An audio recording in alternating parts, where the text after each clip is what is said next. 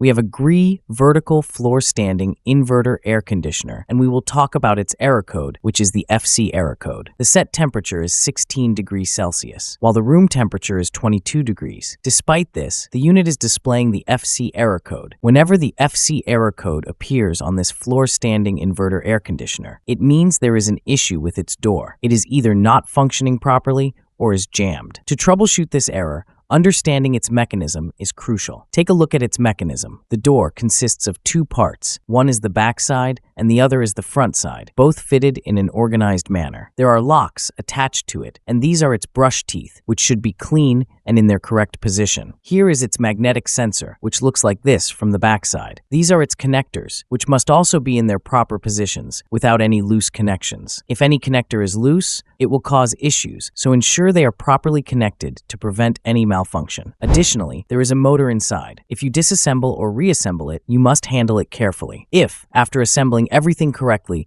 the FC error still appears, it indicates a problem with the PCB. In that case, the PCB either needs to be repaired or replaced. Now you can see that I have assembled it properly and it has started functioning correctly.